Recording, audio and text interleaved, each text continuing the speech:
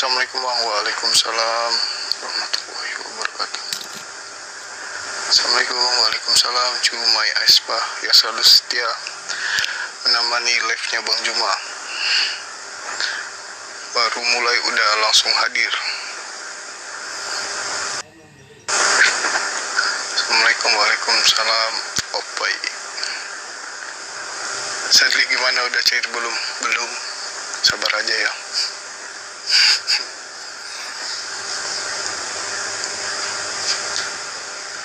Turunkan THR Sadli. Gelap guys. Sudah malam live-nya bang. Iya, gak apa-apa ya, kan sampai sahur kita live.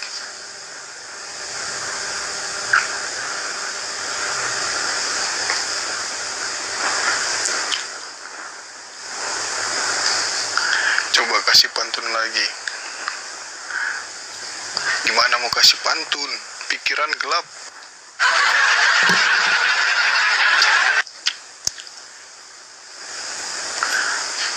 Adakah 271?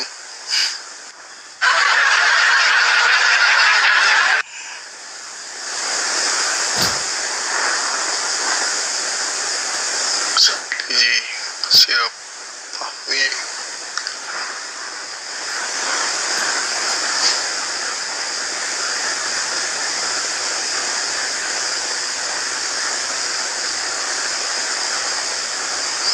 Mana Bang Juma? Ada, dibantu di tap-tap dulu teman-teman.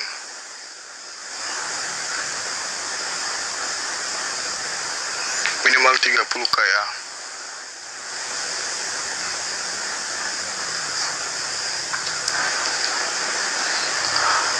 Oke, siap. Gas tap-tap, yoi.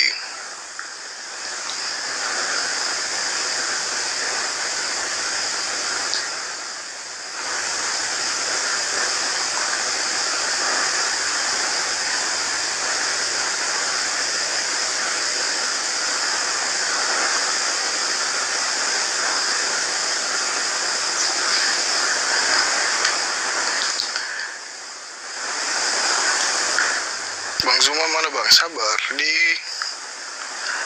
Adakah kurang? Ada bosku.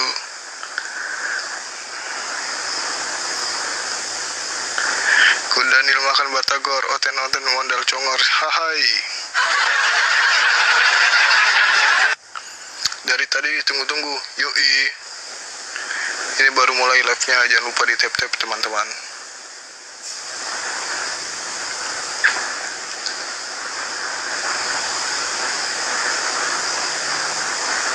Gak mau ketinggalan live-nya Bang Juma sampai ketiduran. Biasa terjadi. Siapa saya dong Bang Sadli? Siap Bang Bambang. Bang Bambang HDN. Hostnya dari mana ya? Dari tadi.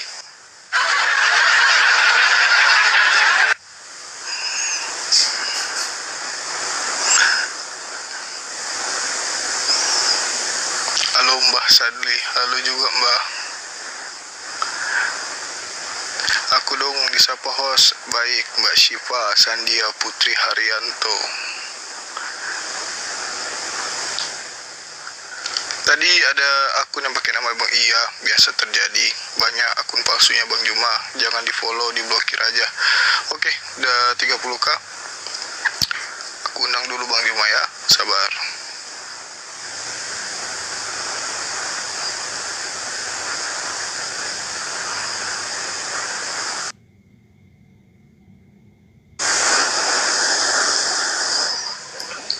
Assalamualaikum warahmatullahi wabarakatuh.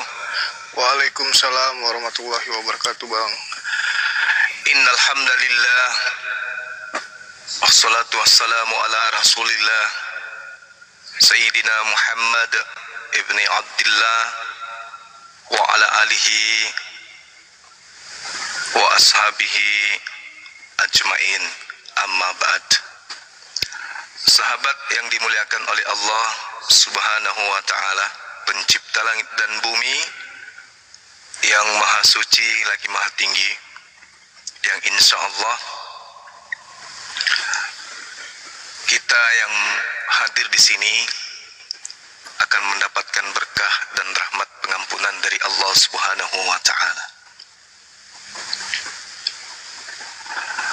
Alhamdulillah, dengan izin Allah para sahabat, kita bisa berkumpul di Komal ini dan juga yang ada di YouTube Zulkifli M. Abbas Official.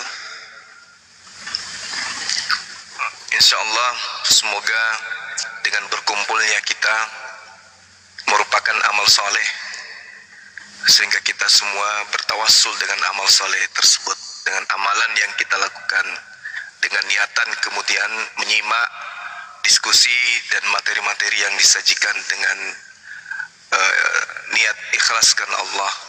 Tentu kita berharap bahwa Allah Subhanahu wa Ta'ala menjadikan hari dalam kehidupan kita yang akan datang dalam kehidupan ini lebih baik dibandingkan hari ini, insya Allah. Amin. Amin. Sebagai umat Rasulullah juga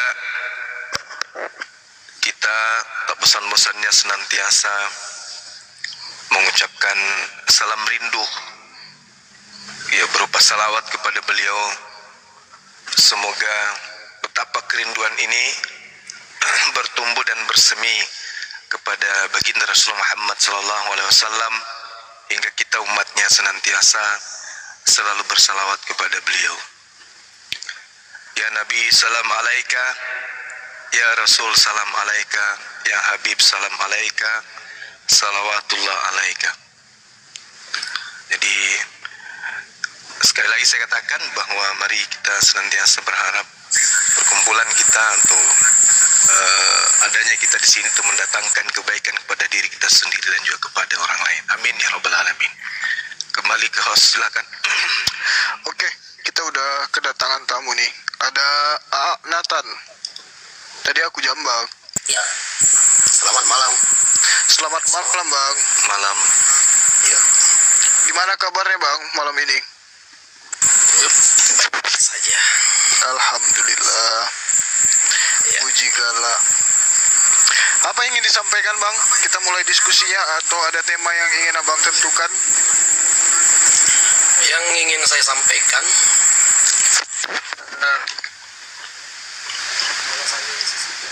Kecil, Bang. Suaranya nggak kedengaran, Bang. Bang Nathan. Nggak ada suaranya, Bang Nathan. Suaranya hilang. Hilang, nggak ada suaranya, Bang. Mungkin dilepas aja dulu headsetnya, Bang.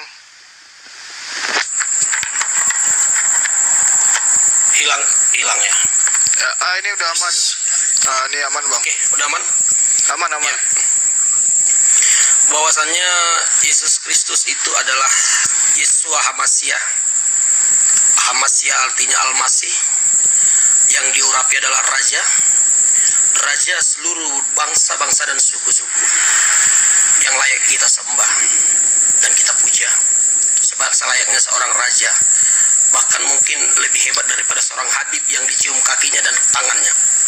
Yeshua Hamasia itu adalah Raja seluruh manusia, suku-suku seluruh bumi.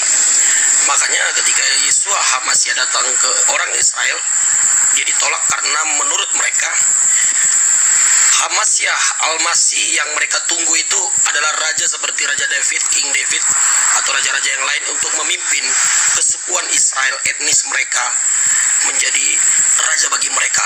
Anda keliru, kata Yesus. Kerajaan saya bukan di bumi, saya raja segala raja. Yesus Kristus Al-Masih. Itu klaim saya. Silakan dibantah. Pasti Anda tidak setuju, karena bagi Anda Yesus hanyalah seorang nabi, bahkan mungkin nabi Anda lebih mulia daripada Yesus.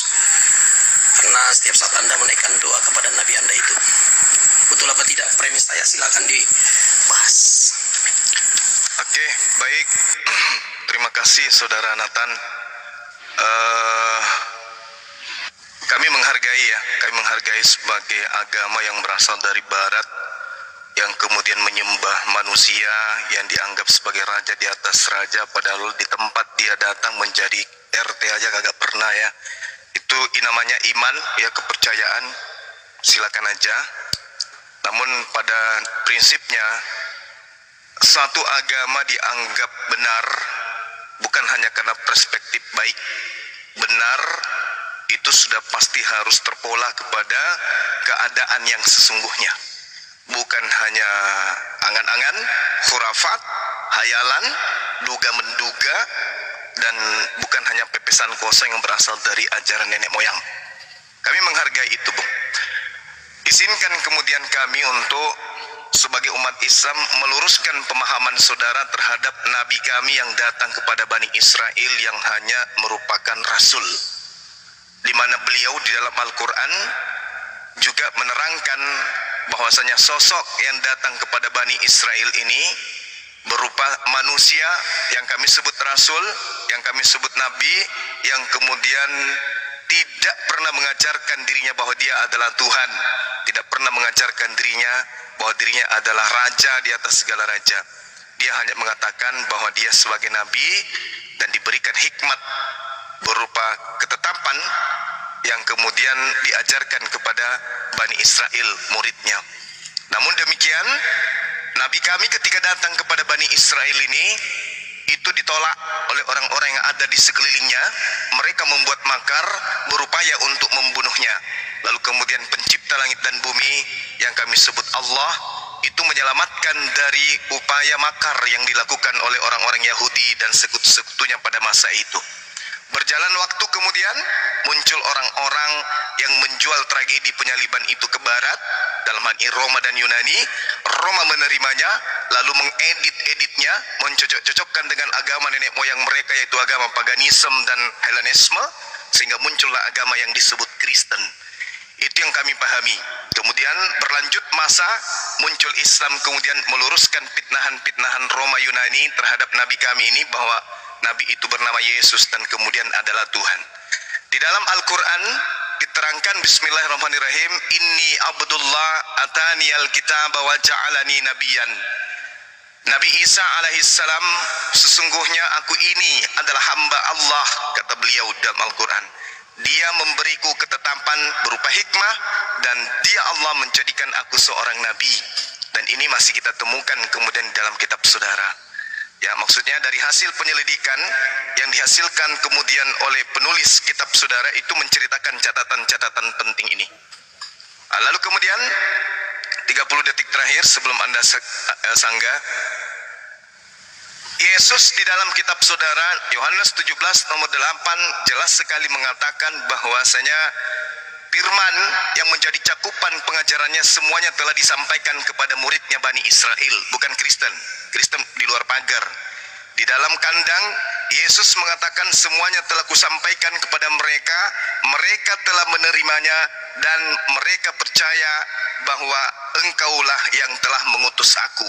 Dan menurut Yesus, ketika ajarannya semuanya klop disampaikan kepada muridnya, muridnya percaya dia hanya adalah rasul. Titik sampai di situ. Itu dibenarkan oleh Al-Quranul Karim ketika kemudian beliau mengatakan kepada Bani Israel, inni rasulullahi ilaikum, sejalan dengan Matius 15 nomor 24, dia hanyalah utusan kepada Bani Israel saja. Namun sebelum kemudian diangkat ke langit, beliau berpesan, waspada kepada orang Farisi, waspada kepada orang fasik, waspada kepada orang munafik yang datang kepada murid-muridnya yang kelak akan membelokkan ajarannya. Dan itu bisa kita lihat dari buah yang dihasilkan dari pengajar-pengajar atau nabi-nabi palsu tersebut. Demikian sementara, silakan.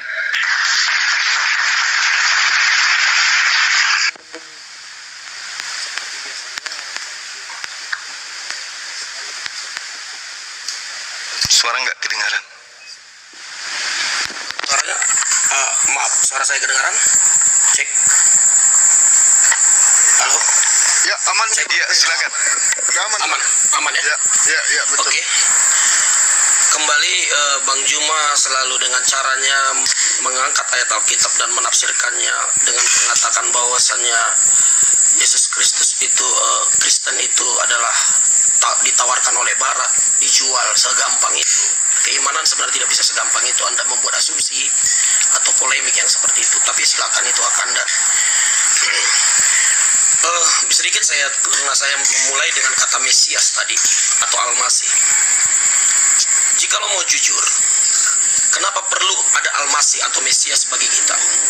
Karena sebelum ada Al-Masih atau Mesias 2000 tahun yang lalu, ada Taurat. Yahudi punya Taurat, Chinese punya Taurat, orang Jawa punya Kejawen, di mana Taurat itu adalah berbicara aturan.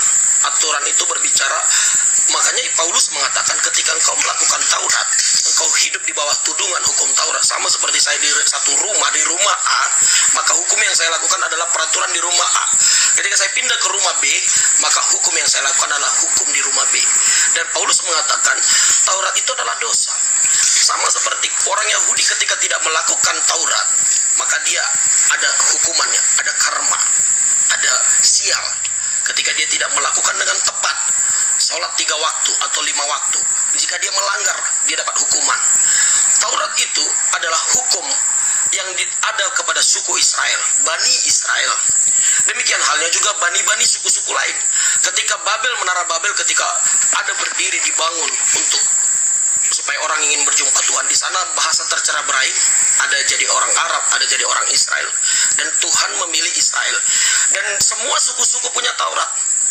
Orang Nias punya Taurat, hukum sendiri. Orang Batak juga punya Taurat sendiri, hukum sendiri. Dan Israel juga punya Tauratnya sendiri. Dan semua merasa kami yang tepat. Makanya ketika Sang Mesias Al-Masih hadir melalui umat pilihan Israel, dia ditolak. Menurut Israel, Mesias itu tidak seperti ente. Ente salah. Anda Mesias Al-Masih yang kami tunggu adalah seorang raja seperti King David yang memimpin kesukuan kami, etnis kami. Kami mau kesukuan, kami mau Taurat kami ditegakkan. Tapi Yesus berkata, kerajaanku bukan di bumi. Saya raja di atas segala raja. Saya Mesias Al-Masih untuk semua bangsa. Nah, inilah upgrade dari Taurat suku, masuklah kepada Mesias yang harus diterapkan kepada semua di bawah kerajaan Yesus. Nah, pertanyaannya, apakah ada cuplikan tentang Mesias Al-Masih di Quran Anda? Anda gali sendiri, cari sendiri, saya tidak mau tafsir. Nah, pertanyaannya, jikalau Anda ada syair-syair, ada kutipan-kutipan tentang Al-Masih, tentang kekristenan di kitab Anda, salah satunya di surah An-Nisa, surah 4 ayat 150, dikatakan di sana, sesungguhnya orang-orang ingkar kepada Allah dan Rasul-Rasulnya bermaksud membeda-bedakan antara keimanan kepada Allah dan Rasul-Rasulnya dengan mengatakan kami beriman kepada sebagian, kami mengingkari kepada yang lain, yang bermaksud iman atau kafir. Artinya di sini Allah universal, mengakui ada rasul-rasul sebelumnya. Dan Allah ini bukan propernem kalau saya melihat dalam Quran. Kalau saya salah tafsir silahkan Anda luruskan. Kemudian surah An-Nisa ini ayat 162 juga dikatakan, tetapi orang-orang yang ilmunya mendalam di antara mereka dan orang-orang beriman, mereka beriman kepada Al-Quran yang diturunkan kepadamu Muhammad dan kepada kitab-kitab yang diturunkan sebelummu. Begitu pula mereka yang melaksanakan sholat dan menunaikan zakat kepada Allah, dan hari kemudian kepada mereka kami berikan pahala yang benar kepada Allah. Artinya orang-orang yang sebelum Islam, orang beriman kepada Allah. Berarti kata Allah ini bisa saya tangkap narasi dalam Quran universal, bukan milik Islam. Kenapa saya sebut seperti itu? Allah ini sifatnya umum. Allah ini sifatnya milik semua. Jadi kenarsisan Anda sebagai Islam gugur di sini. Kalau Anda mengatakan Allah itu adalah proper name bagi agama Muhammad, itu salah. Ternyata narasi-narasi dalam Quran Anda sifatnya universal. Dan ada kemungkinan narasi ini sudah ada sebelum Nabi Anda ada. Karena narasinya umum universal, mengakui semua nabi-nabi yang ada di Israel.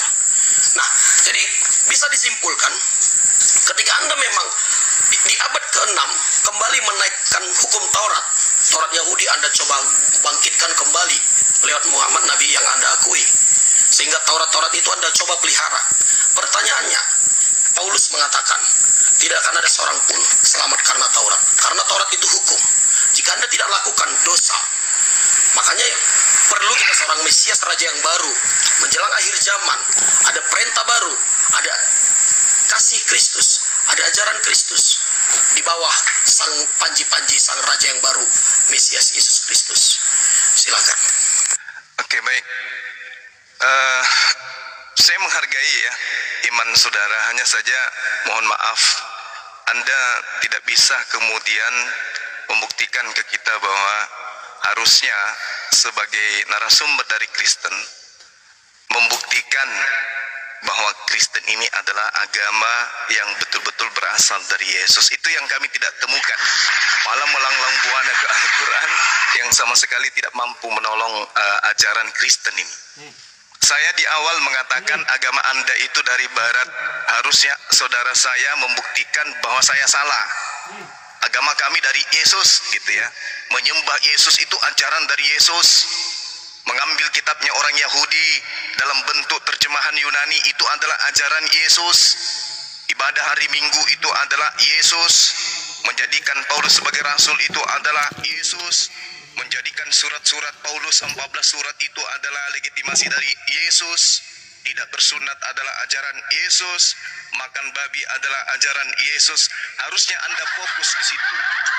Karena saya mengatakan Islam datang untuk menegur agama Kristen dengan menyatakan Kristen ini adalah kafir, laknatullah alaih, yang akan direbus di dalam neraka kekal. Harusnya Anda membantah itu. Jangan malah lari ke Al-Quran, membahas inilah membahas itu dengan ilmu yang nihil.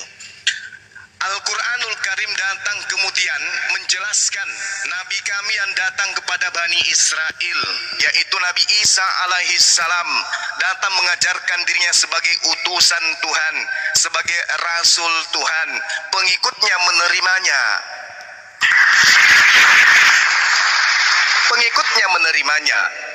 Murid-muridnya menerimanya. Yang tidak menerima itulah yang kemudian mendirikan agama Kristen. Saya ulang, murid-muridnya menerimanya. Yang menolaknya dan yang menyamar sebagai murid Yesus itulah yang mendirikan agama Kristen. Mohon dicatat itu supaya nanti fokus terhadap pembelaan saudara dengan pernyataan saya. Nabi Isa alaihissalam datang ke tengah-tengah Bani Israel. Nabi kami datang di tengah-tengah mereka, lahir tanpa ayah. Kemudian ibunya dituduh sebagai pesina oleh orang-orang yang ada pada zamannya. Sehingga ibunya diungsikan, dikatakan sebagai pesina. Ya ukhta Harun, makana abuki ra'asau wa makanat ummuki bagian. Wahai engkau Maryam yang adalah keturunan Harun, ayahmu bukan seorang yang berakhlak buruk, ibumu juga bukan seorang pesina. Kenapa kamu hamil? Kenapa kau melahirkan seorang anak dari hasil zinamu? Maka kemudian Maryam menunjuk anaknya, Fa'asyarat ilaih. Nabi Maryam kemudian menunjuk kepada anaknya yang masih bayi. Lalu bayi itu kemudian nantinya akan berbicara. Qalu kaifa nukallimu man kana fil mahdi sabiyan. Orang-orang Yahudi berkata, Maryam, gila lu ya? Mana mungkin kami berbicara dengan bayi? Bayi ini mana bisa bicara?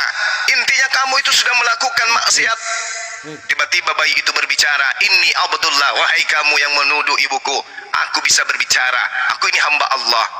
Atani al-kitabah, Tuhanku mengutusku untuk kalian dengan memberiku sebuah ketetapan berupa hikmat Injil, wa ja'alani nabiyan, dan aku dijadikan nabi untuk kalian.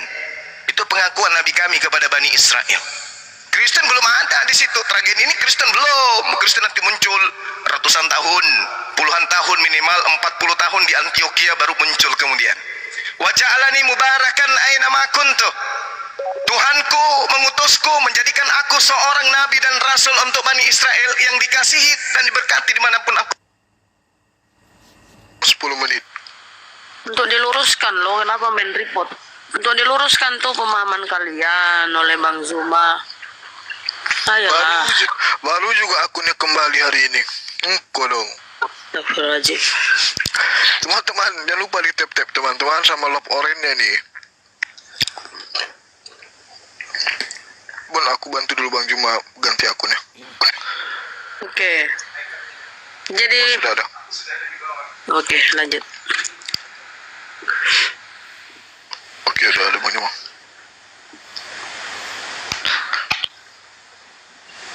Jangan, biar dia dilanjutkan. Dimanapun aku berada, bahkan dukung di dalam kitab saudara pun, inilah anakku yang kukasihi, yang telah mengasihiku sebelum, kata Yesus. Berarti betul Al-Quran mengatakan dikasihi, aku dikasihi oleh Tuhanku dimanapun aku berada.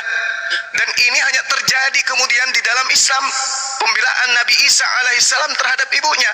Anda baca Talmud, tuduhan, fitnahan, cercahan, hinaan, nistaan orang-orang Yahudi terhadap Maria dan juga anaknya Yesus, sama sekali tidak ada pembelaan dari Kristen. Kenapa? Karena Kristen tidak butuh itu. Yang Kristen butuhkan adalah korban di atas tiang salib untuk dosa-dosa Romawi dan Yunani. Islam sibuk mensucikan dan memuliakan nama beliau. Wabarran biwalidati walam yaj'alni jabbaran saqiyan. Dan aku Isa berbakti kepada ibuku dan tidak menjadikan aku sebagai orang yang sombong lagi celaka.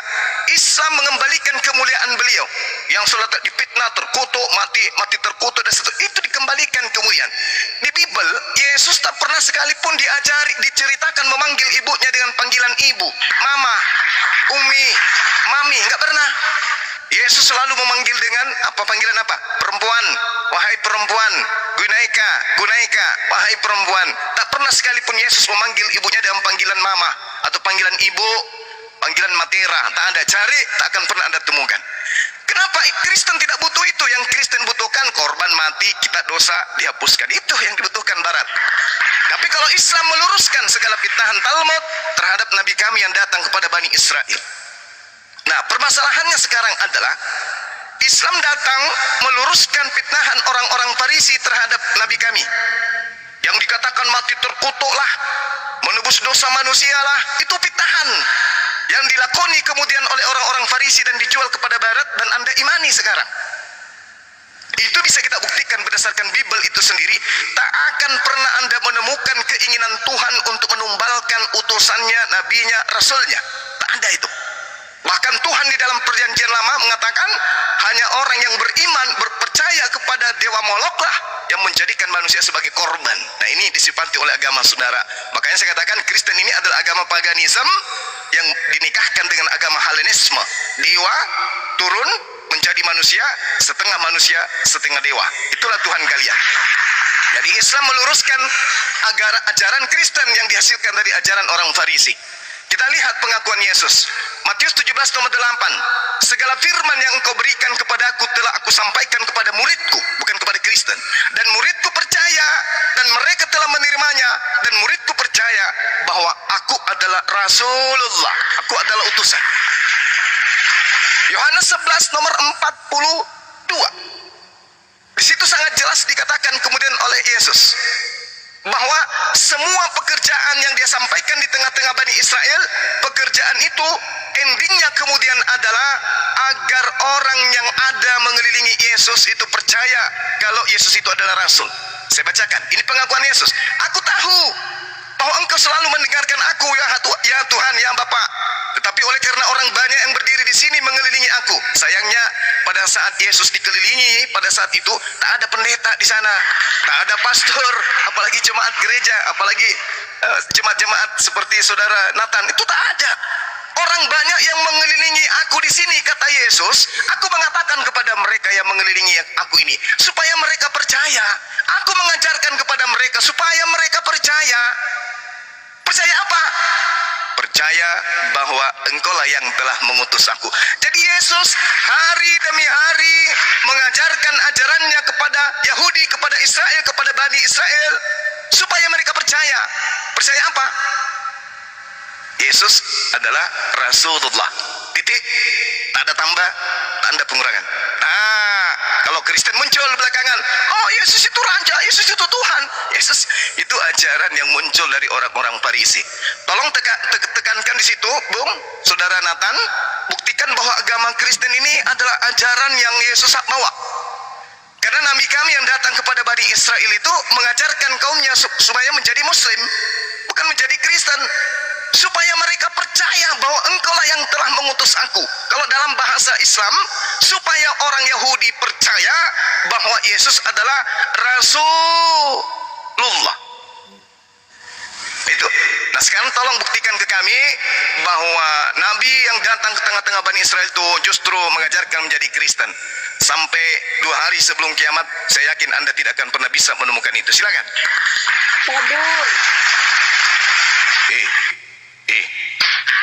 Nggak sopian.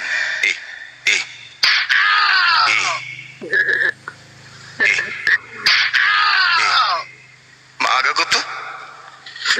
Kabur. Kita membutuhkan orang-orang Kristen yang bisa berdiskusi elegan kayak begini. Materi kita sajikan, Al-Quran kita uraikan, Bible kita sampaikan, kita pertaruhkan Islam gitu. Naik kembali, Bung, pakai akun yang lain. Kalau Anda di report naik lagi, wah yang naik ini justru pemakan kutu, gimana ini? Akan kutu apa? Bukan. Kamu dengar rupanya. Aduh. Kori pikir masih tidur. Tidur apa kamu? Ntar lagi kalian mau sahur. Apa yang kalian kau bahas? Kabur, teman kita kabur, Bang. Oke, Bang Nathan sudah ada, mungkin tadi terpental kayak. Mana Naik lagi, Bang. Mana Bang Nathan naik Yonatan lagi. kalian? Yang pakai Saya, Uncle oke, David Bang. berbicara Yunani bahasa Inggris atau bahasa dia memang bahasa Inggris, bahasa Yunani, bahasa Cina bisa dia. Yonatan kalian itu, andalkan Yonatan kalian itu berbahasa Cina. Host bisa telepon rumah sakit dulu, amankan dulu pasien. Oh ya, jual beli santai dulu ya, jual beli kita lanjut dulu sama Bang Nathan. Gimana Yonatan kalian? Kayak busri itu. Mau akun mana yang dia pakai? Bisa bukan oleh suaranya. Diam dulu. Diam dulu Bang, jual Gak beli. usah kau berbicara Bunda Rama. Kamu itu berbicara ngaur, kotor. Aduh, Materinya. mati. Nanti ya, nanti jual beli subuh-subuh aja. Buat hiburan. Oke, Bang Nathan, Silakan. lanjut.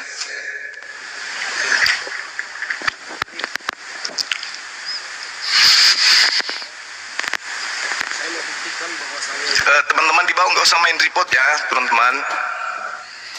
Santai aja kita. Akun saya itu baru bangkit tadi loh. Oh ya Allah, berapa hari kita tunggu, mati lagi. Jam kali kalian. Teman-teman Muslim dan juga teman Kristen gak usah main report kita ya. Kita memberikan edukasi di sini. Silakan Bang Nathan ditanggapi. Oh kecil suaranya kecil, Bang, nggak kedengeran. Cek. Iya. Nah, Tes. bagus. Masuk sekarang bagus. Halo, cek. Lanjut. Hilang lagi. Headsetnya kayaknya. Kopi saya. Halo, hilang lagi suaranya Bang Nathan.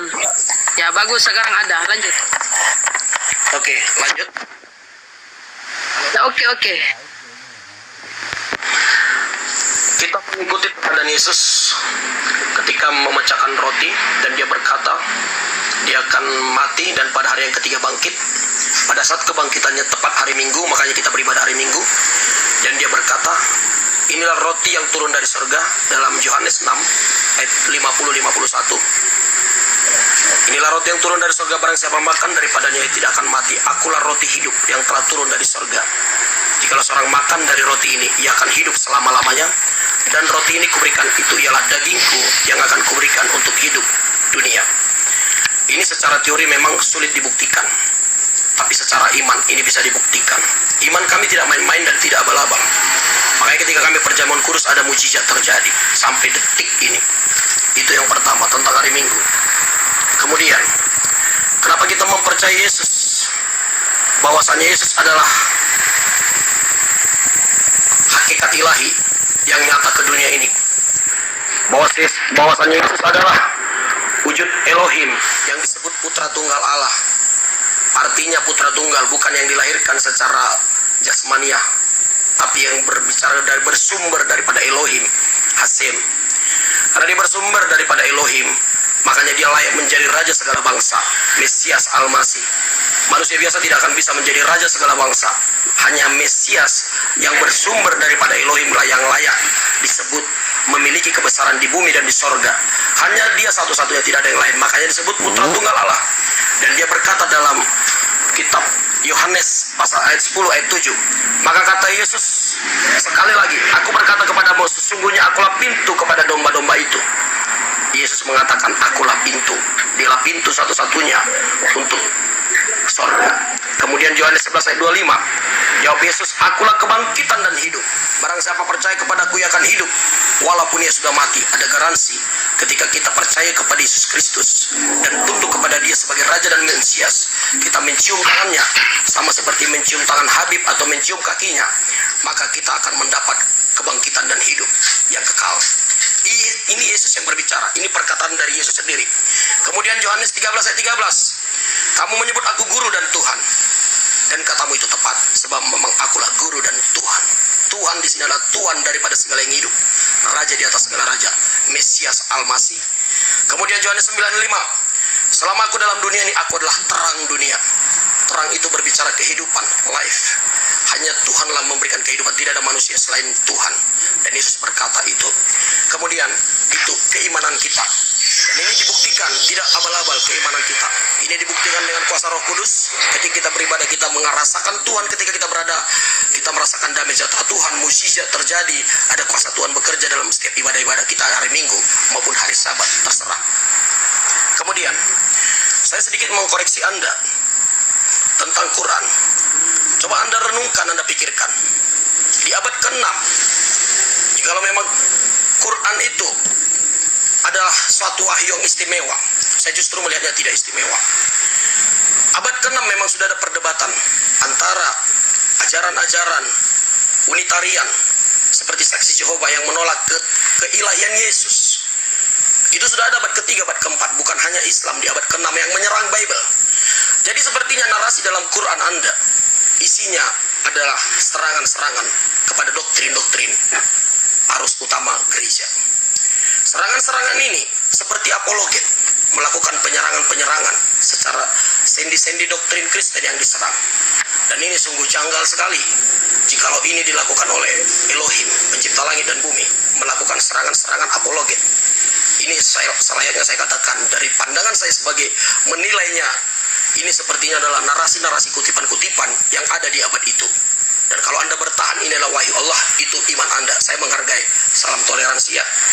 Kemudian Quran jujur, Anda juga mengakui sampai detik ini Quran kekurangan data, baik tentang Isa Al-Masih, lahirnya di mana, tempatnya di mana, orang tuanya, belum nabi-nabi lain. Semua itu datanya itu hanya seperti cuplikan-cuplikan atau rekaman-rekaman hafalan yang ada di abad ke-3, abad ke-4 yang sudah ada memang di gereja-gereja di zaman itu. Hafalan-hafalan ini menjadi cuplikan dan disebut menjadi wahyu Allah yang dihafal-hafal oleh orang-orang. Dan isi-isi cuplikan dalam Quran itu kekurangan data, ada banyak data sehingga memang sampai detik ini termasuk Anda Zuma, Bung Juma selalu kutip-kutip Alkitab dan tafsir-tafsir sendiri karena memang Anda kekurangan data untuk membuktikan ayat Al-Quran Anda. Karena Al-Quran Anda serangan-serangannya juga serang sana serang sini tanpa data, tanpa ideologi atau teologi atau pemahaman Kristen yang secara seutuhnya, sehingga menyerang hanya sisi-sisi tertentu dari keimanan Kristen, sama yang seperti yang dilakukan teman-teman Unitarian. Poin-poin terakhir, Bang Nathan, tolong Ya. ditanggapi pertanyaan Bang Suma. Belum dijawab. Saya sudah tanggapi tentang keimanan saya tadi kekristenan di awal. Kenapa gereja memuji Tuhan? Karena beribadah. Kenapa Yesus adalah Tuhan? Saya sudah katakan karena dia adalah terang dunia. Kemudian saya mengkoreksi narasi dalam Al-Quran Anda. Apakah itu wahyu atau tidak? Anda harus kritis ke sana. Oke. Karena data Anda yang sangat kurang. Silakan. Oke, Bang. Oke, Silakan. baik. Yang pertama,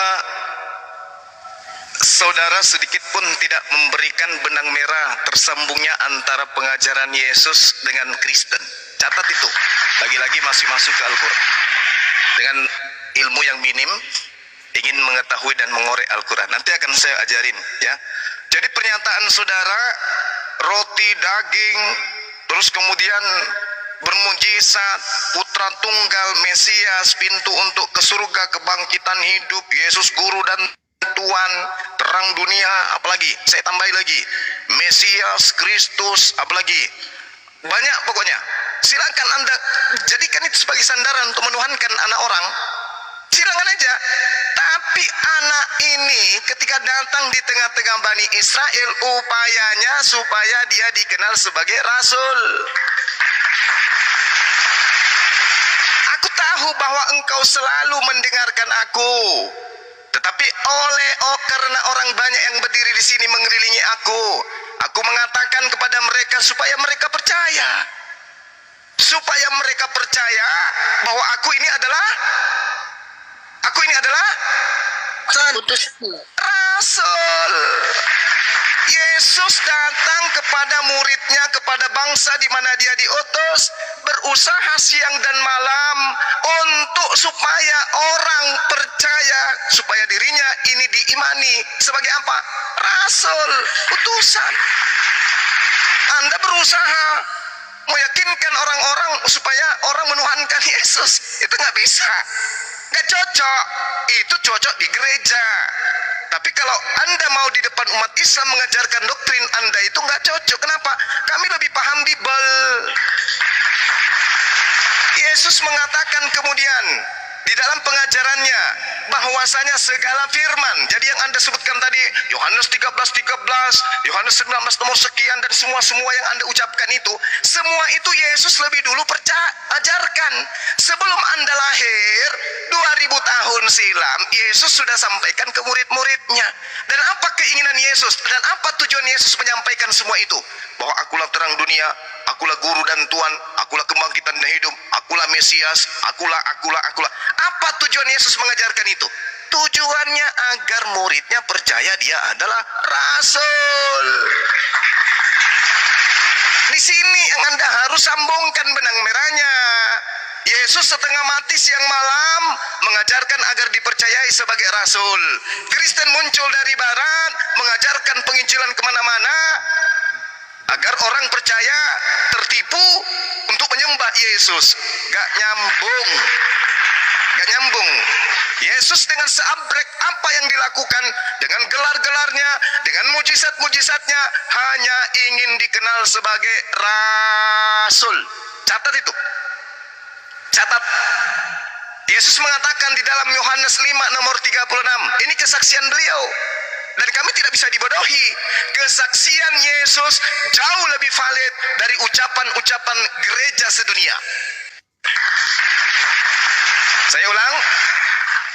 Kesaksian Yesus tentang dirinya dan kesaksian Nabi kami tentang dirinya jauh lebih sahih, jauh lebih valid daripada kesaksian ajaran barat yang dibawa oleh penjajah ke Nusantara. Catat itu. Al-Quran mengatakan, ya Bani Israel, inni rasulullahi ilaikum. Wahai Bani Israel, sesungguhnya aku ini adalah Rasul untuk kalian. Matius 15 nomor 24. Sesungguhnya aku diutus, sesungguhnya aku Rasul hanya untuk domba-domba yang sesat dari Bani Israel. Nabi kami jelas. Saudara, dari agama barat beda. Itu yang pertama. Kesimpulan yang pertama adalah Yesus yang kami imani sebagai Nabi Isa datang kepada umatnya Bani Israel, mengajarkan dirinya dengan level tertinggi, harus dipercayai sebagai Rasulullah, utusan Allah. Yang kedua, Anda mengatakan Yesus tidak mengenal Yesus mengenal ajaran saudara, mengandalkan Kristen. Tak ada dalil. Yesus datang untuk menggenapi hukum Torah, menggenapi Mazmur, menggenapi kitab para nabi, bukan menggenapi Roma, Galatia, Filipus, Efesus, bukan itu. Itu surat-surat muncul yang khusus untuk orang barat. Yesus datang untuk menggenapi Taurat, menggenapi Mazmur, menggenapi kitab-kitab para nabi, Nevi'im, sesuai dengan pengakuannya. Lukas 24 nomor 44. Makanya Al-Quran mengatakan, wa isqala Isa bin Maryam ya Bani Israel inni rasulullahi ilaikum musaddiqan lima baina yadayhi minat Torah. Itu jelas pengakuan Nabi Isa, Nabi kami yang datang kepada Bani Israel. Dan Yesus pun mengatakan itu. Matius 5, nomor 15, nomor 16, nomor 17, nomor 19, nomor 20. Anda tidak bisa sangkal itu. Anda nggak bisa sangkal. Karena ajaran Yesus memiliki pondasi berbeda dengan ajaran Kristen. Kristen ini ya ajarannya di luar. Inilah yang Islam datang luruskan. Kemudian di dalam pengakuan Yesus, Lukas 11 nomor 12, lebih mudah langit dan bumi lenyap daripada setitik dari hukum Torah itu batal. Musa, sedangkan Bani Israel keturunan daripada Yehuda dalam hal ini adalah Yesus, menerima mandat dari Tuhan mereka. Inilah perintah, yakni ketetapan, peraturan yang aku ajarkan kepadamu atas perintah Tuhan Elohim, untuk dilakukan di negeri kemana kamu pergi dan mendudukinya, supaya seumur hidupmu engkau, anak-anakmu, cucu-cucumu takut akan Elohim, dan anak cucumu berpegang kepada segala ketetapan dan perintah yang kusampaikan kepadamu, supaya lanjut usiamu. Maka dengarlah hai orang Israel, dengarkanlah wahai Yesus, lakukanlah itu dengan setia, supaya baik keadaanmu dan supaya kau menjadi sangat banyak seperti yang dijadikan Tuhan Elohim kepada nenek moyangmu. Ini pengakuan, wahai orang Israel, Tuhan itu esa, Tuhan itu esa, kasihilah Tuhanmu dengan segenap hatimu, dan seterusnya. Bahkan dikatakan, harus kau ajarkan kepada keturunanmu, kepada anak-anakmu, kau tuliskan pada dahimu dan tanganmu dan lambang di dahimu, harus kau menuliskan pada tiang-tiang rumahmu, ajarkan kepada anakmu pada saat dia duduk, pada saat dia baring, pada saat dia berjalan, pada saat hukum Taurat tidak boleh diganti. Kristen nggak ada hubungannya dengan hukum Taurat. Lalu kemudian ulangan 4, jangan kau menambahi, berarti ditendanglah perjanjian baru itu, jangan kau kurangi apa yang diajarkan Tuhan kepada para nabi Bani Israel, jangan kau tambah-tambahkan. Makanya buku perjanjian baru,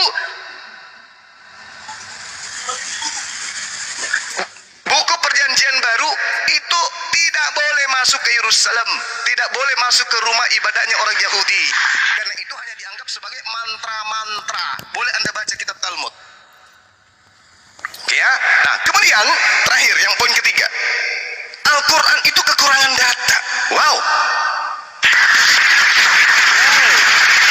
luar biasa nih, luar biasa. Seibarat anak TK yang tidak pernah membaca dan tidak pernah masuk ke kuliah kedokteran, membaca buku sampul kedokteran lalu buka praktek.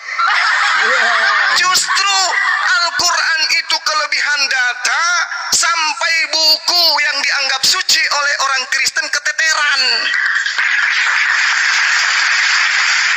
Muncul dari Al-Quran kata Alkitab, kata Nabi, kata Rasul, kata Roh Kudus, kata ayat, kata mujizat, kata malaikat, kata awal, kata akhir, apalagi semua diambil dari Quran, karena kelebihan Al-Quran itu mampu menelangi kekurangan-kekurangan kitabnya orang Kristen, sehingga sampul buku Kristen pun harus nyuri dari bahasa Quran. Tuhannya Islam pun harus diambil masuk ke kitabnya Kristen. Al-Quran ini mau hukum-hukum apa yang Anda tahu cari di dalam?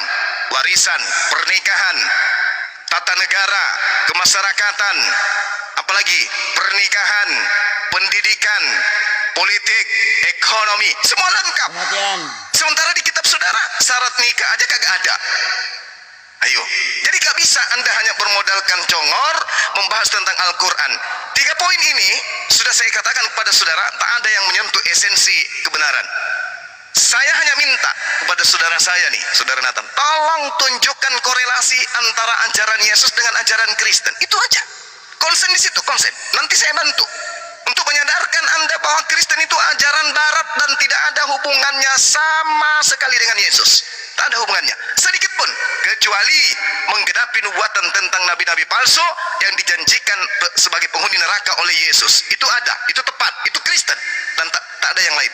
Hanya Kristenlah yang dinubuatkan Yesus sebagai penghuni neraka, dan saya bisa buktikan malam ini. Demikian.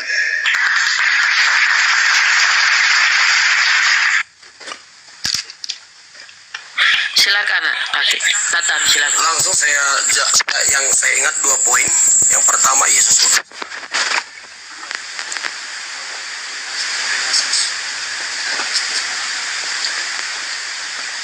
Anda mengutip Matius 15. Kecil lagi suaranya, kenapa tuh? Kecil lagi bang, kecil. Iya, kecil lagi. Lanjut, bagus. Bagus. Halo. Silakan. Iya, kedengaran bang, silakan. Oke. Saya mengutip yang Anda kutip dari Matius 15, dikatakan aku diutus hanya kepada domba-domba yang hilang dari umat Israel. Apakah Yesus utusan? Benar, kita setuju. Sampai detik ini orang Kristen akui Yesus diutus yang berasal dari Bapa, keluar dari Bapa itu utusan. Roh Kudus juga utusan. Sang Firman utusan, Roh Kudus. Makanya Bapa lebih besar daripada Yesus. Yesus mengakuinya. Sesuatu yang diutus pasti lebih kecil daripada yang mengutus. Tapi bukan berarti yang diutus bukan satu hakikat dengan yang mengutus. Tergantung yang mengutus siapa, yang diutus siapa. Sampai di situ ya. Dia katakan, jawab Yesus, aku datang hanya kepada domba-domba yang hilang dari umat Israel.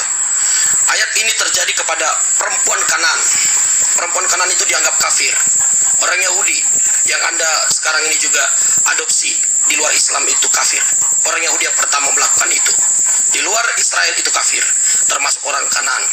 Dan memang itu sudah terbiasa kepada Yesus Kristus. Sudah dari sejak kecil ajaran itu ada pada diri Yesus. Di luar Israel itu adalah kafir. Dan dia mengatakan ini kepada perempuan Kanaan ini karena bukan orang Israel asli, udah campuran. Dan dia berkata, aku diutusnya kepada domba-domba yang hilang dari umat Israel. Ini tidak ada masalah. Sampai di sini tidak ada yang salah. Tapi kalau Anda mengutip ini, Anda membuat jadi ayat-ayat polemik mengatakan bahwasanya Yesus tidak layak untuk bangsa lain, hanya kepada Bani Israel, Anda keliru. Mohon maaf, ini yang saya katakan. Anda mencoba menafsir Alkitab tanpa Anda memahami isi Alkitab tersebut.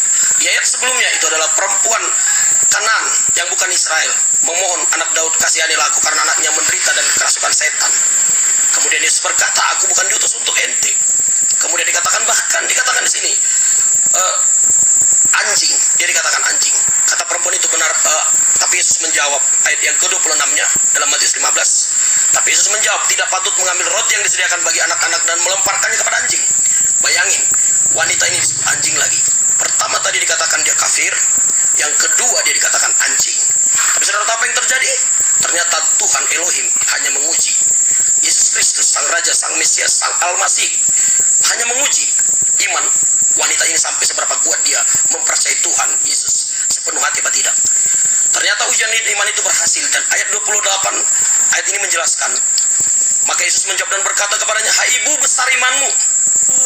Ketika kita beriman kepada Yesus Kristus, ketika iman kita besar kepada Yesus Kristus, sampai detik ini iman kita nggak abal-abal, bukan hanya di atas kertas atau teori. Keimanan kita kepada Yesus Kristus bisa mujizat terjadi, dan itu sudah terbukti dan banyak orang mengalaminya. Bukan hanya omong kosong, bukan pepesan kosong. Keimanan kita itu yang dilakukan gereja sampai detik ini, itu untuk menjawab Yesus utusan dan kepada Bani umat Israel. Kemudian yang berikutnya, saya langsung kepada Quran. Anda mengatakan apa korelasinya Yesus sebagai ajaran yang dilakukan Kristen saat ini? Ajaran Yesus mengatakan bahwasanya kita untuk kasihilah sesamamu manusia, kasihilah Tuhan Allahmu, tapi kasihilah sesama manusia. Saya buka ayatnya di sebentar.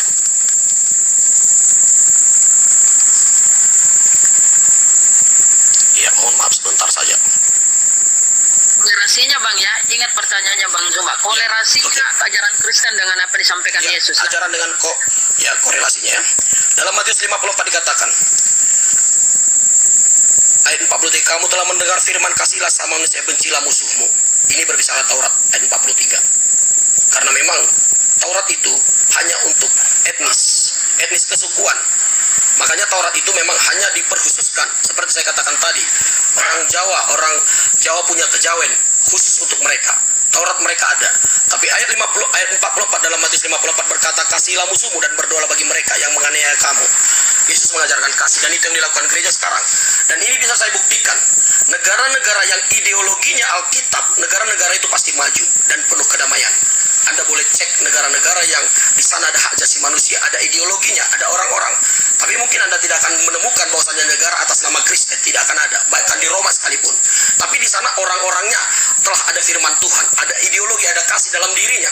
Dan itu terpancar ketika dia memimpin negara, maka dia akan memperdulikan rakyatnya seperti Australia, bahkan digaji jadi bayi. Karena mereka dari bayi mereka diperhatikan, sangat diperdulikan negara ini karena penuh kasih. Dan ajaran kasih inilah yang diterapkan gereja, bahkan bangsa-bangsa yang negara itu mayoritas Kristen, ideologi mereka memimpin negara itu pasti sukses dan penuh kasih. Itu sudah terbukti. Dan saya kalau mau komparasi dengan Anda, yang jikalau ideologinya adalah Quran, maka saya pastikan negara itu hancur. Boleh Anda tantang premis saya. Dan ini sudah terbukti. Nah, jikalau Anda mengatakan korelasinya seperti apa? Nah, kembali kepada akhlak lagi. Akhlak Nabi Anda. Bagaimana akhlaknya? Anda tahu sendiri. Bahwasanya dia menikahi bekas istri jahit menantunya sendiri. Nabi Anda yang Anda muliakan itu tersebut. Yang Anda cium-cium tangannya, keturunan Nabi aja Anda cium-cium kakinya. Anda sembah-sembah. Masa Isa Al-Masih, Al-Masihu, Sang Mesias memiliki kebesaran di bumi dan di sorga. Anda tidak mau cium, Anda tidak mau sembah. Neraka jahanam bagian Anda. Udah kemana-mana ini. Nah, silakan. Oke. Silakan. Oke, baik. Jadi salah satu cara untuk menutupi ajaran barat dianggap benar itu memperluas dan memperbanyak kemudian orang mendengarkan tentang ocehan-ocehan kosong terkait dengan baginda Rasulullah Muhammad sallallahu alaihi wasallam. Tapi kalau kita urai berdasarkan ajaran Kristen, tak ada ajaran di atas muka bumi ini yang lakunya seperti hewan kecuali agama Kristen secara universal. Bukan hanya oknum pembawanya tapi seluruh penganutnya. Nanti kita bahas itu. Yang pertama adalah Yesus Anda akui sebagai utusan. Justru karena pengakuan mulut saudaralah cerminan bahwa Anda itu bukan pengikut Yesus. Murid-murid Yesus mengakui Yesus utusan tok. Tak ada neko-neko. Tak ada masuk ke sinagoge nyembah anak Maria, tak ada. Antikristus itu, Bung, mengaku dengan mulutnya Yesus itu rasul, utusan, tapi prakteknya dituhankan. Itu antikristus. Oke, makanya Anda susah menghubungkan antara ajaran Kristen dengan Yesus, susah. Ajaran Islam dengan Yesus justru nyambung. Ajaran Kristen dengan Yesus tak nyambung. Ini kasihan ya, kasihan. 1 Yohanes 2 nomor 22. Siapakah pembohong itu? Bukankah dia yang menyangkal bahwa Yesus itu adalah utusan, Mesias, Kristus? Itulah antikristus, yaitu yang menyangkal Bapa maupun Anak. Nah, sekarang Anda mengatakan Kristen mengakui Yesus itu utusan. Tapi faktanya Anda sepanjang bernarasi Yesus Tuhan. Berarti pembohong. Siapakah pembohong itu? Pembohong itu lain di mulut, lain di praktek. Yesus Rasul Bang Suma. Ke hari Minggu kita intip ke hari Minggu. Hari Minggu kita intip ke gereja, siapa yang disembah di sana? Yesus. Ini memalukan ini. Ini ajaran yang jelas-jelas diplesetkan ajaran Yesus. Tapi memang tidak apa-apa karena itu sudah dinubuatkan. 1 Yohanes 2, 18, 19. Anak-anakku, waktu ini adalah waktu yang terakhir. Seperti yang telah kamu dengar, seorang antikristus akan datang. Memang mereka berasal dari tengah-tengah kita. Farisi yang kubilang tadi yang mendirikan agama Anda, itulah yang dimaksud. 1 Yohanes 2 nomor 22 nomor 23. Siapakah pendusta itu? Bukankah dia menyangkal bahwa Yesus itu adalah Kristus? Dialah itu antikristus itu, yaitu dia yang menyangkal baik Bapak maupun Anak. Sebab barang siapa menyangkal Anak, ia juga tidak memiliki Bapak. Barang siapa mengaku Anak, ia juga tidak memiliki Bapak. Nah, sekarang permasalahannya adalah orang-orang Kristen ini mengajarkan dirinya sebagai ajaran kasih. Kasih apa? Kasih yang mana? Memberikan Indomie, menjajah gitu, merampas rempah-rempah dengan mengatasnamakan ekonomi, dengan mengatasnamakan politik, tapi membawa ajaran Kristen. Itu maksudnya ajaran kasih. Setelah berhasil diusir, wah pura-pura cuci tangan. Oh, kami ini adalah ajaran kasih.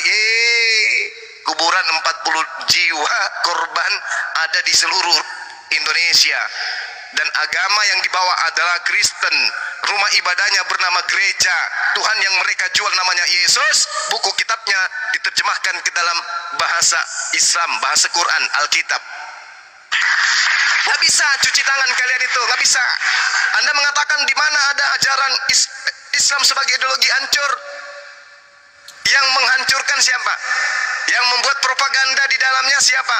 Yang menjual senjata ke sana siapa? Kalau mereka tidak melakukan politik praktis, apakah pabrik-pabrik senjata mereka itu akan laku?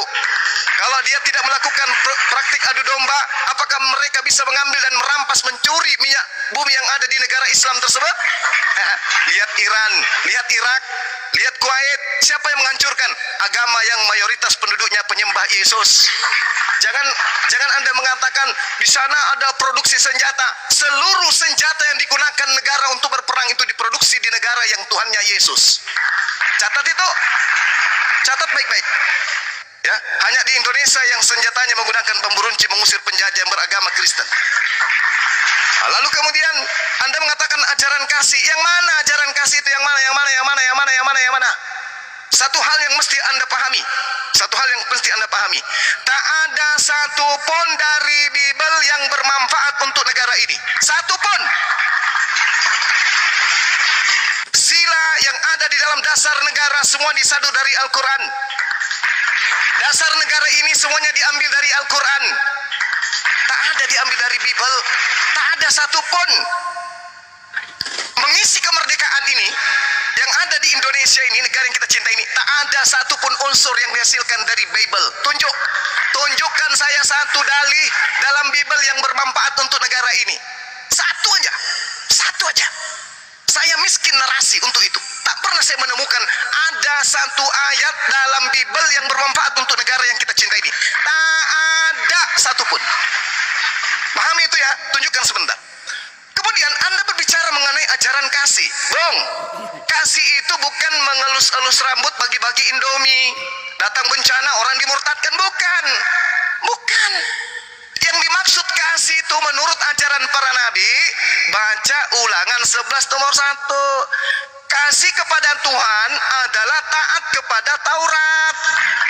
Itu kasih kepada Tuhan. Yang kedua, kasih kepada sesama manusia. Tak ajarin. Kasih kepada manusia menurut Yesus, Matius 5 nomor 19. Tidak mengajarkan kepada anak istri kita untuk meninggalkan hukum Tuhan. Jadi kasih kepada Tuhan, kasih kepada sesama manusia, kasih kepada musuh adalah mengajarkan firman Tuhan kepada mereka, bukan mengajarkan surat-surat kepompong dari barat. Oke? Menurut Yesus, kasih kepada Tuhan, kasih kepada manusia, kasih kepada musuh adalah mengajarkan mereka hukum Taurat. Matius 5 nomor 19, Yosua 22 nomor 5. Jadi jangan Anda menjual kasih. Kasih itu adalah ngasih bencana, ada bencana turun, injilin orang, murtadkan orang, ngumpulkan orang gila, diobatin, begitu sembuh sedikit dibaptis. Itu bukan kasih itu. Yang terakhir, Anda mengatakan akhlak. Akhlak baginda Rasul Muhammad sallallahu alaihi wasallam menikahi menantu. Nah, inilah kalau otak cuplis. Mana ada Rasulullah menikahi menantu? Zainab itu adalah istri dari Said. Said bukan anaknya. Dan ini apa tujuannya kemudian? Karena dia seorang pemimpin, dia membawa risalah, dia membawa hukum. Maka hukum ini tidak cukup dengan teori. Dia harus mempraktekkan, menghapuskan semua materi hukum-hukum berhala yang ada di tengah-tengah orang Arab pada masa itu. Apa itu? Mengangkat anak angkat. Begitu anak angkatnya dianggap sebagai anak angkat, tidur bersama, makan bersama, mandi bersama, padahal bukan mahram. Itu yang harus diputuskan. Tidak boleh ada anak angkat dalam rumah. Kalau dia bukan mahramnya, nggak boleh. Dibatasi dengan batasan haram. Tak boleh kemudian anak angkat masuk ke rumah kita. Kalau mereka sudah balik, kita tidak menggunakan penutup aurat. Tak boleh.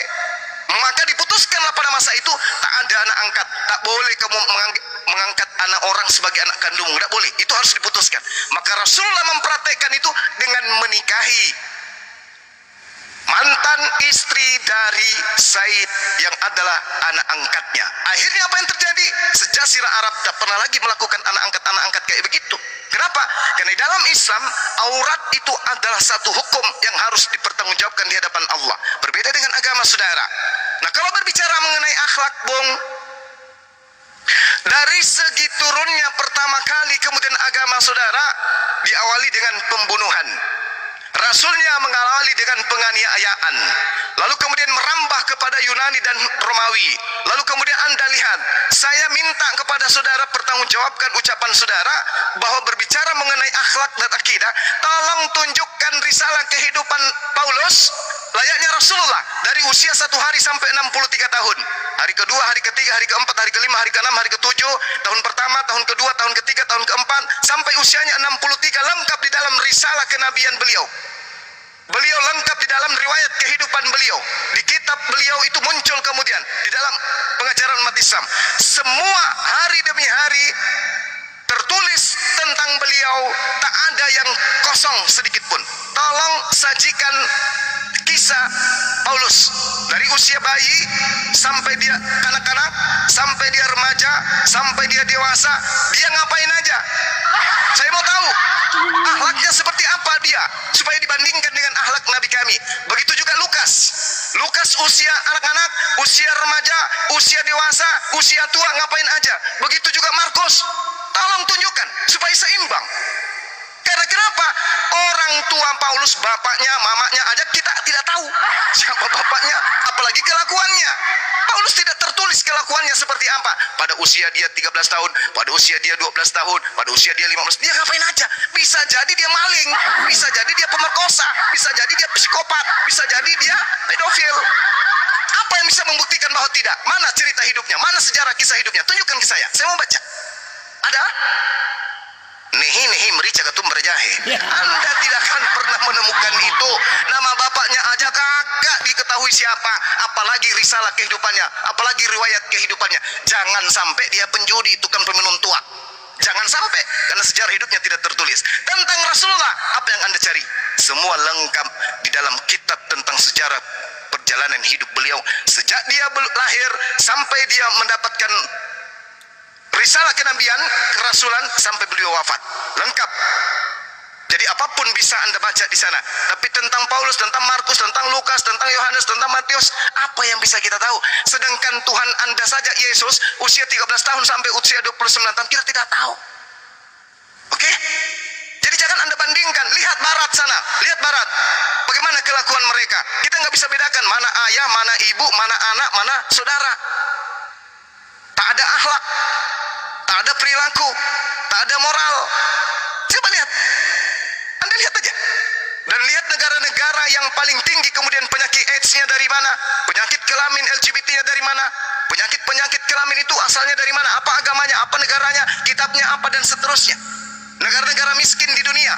Lihat. Negara-negara yang paling kacau di dunia. Lihat. Negara-negara yang paling kacau, yang paling banyak terorisnya di dunia. Lihat. Agamanya apa? Mayoritas apa? Kitabnya apa? Tuhannya siapa? Lihat. Jangan hanya melihat di Indonesia. Karena Indonesia saat ini lagi tenang-tenangnya setelah berhasil mengusir penjajah Belanda yang agamanya Kristen, Tuhannya Yesus, nama rumah ibadahnya gereja, nama buku sucinya adalah Bible. Ratusan tahun membunuh, mengakibatkan jutaan wanita menjadi janda, jutaan anak menjadi yatim piatu. Apa agamanya? Iten. Ikatan Umat Kristen. Ya, silakan Bung. Ingat saudara, beban ada di Anda, tunjukkan bahwa agama Kristen ini berasal dari Yesus. Ini sesi ketiga, sama sekali Anda belum menunjukkan. Silakan.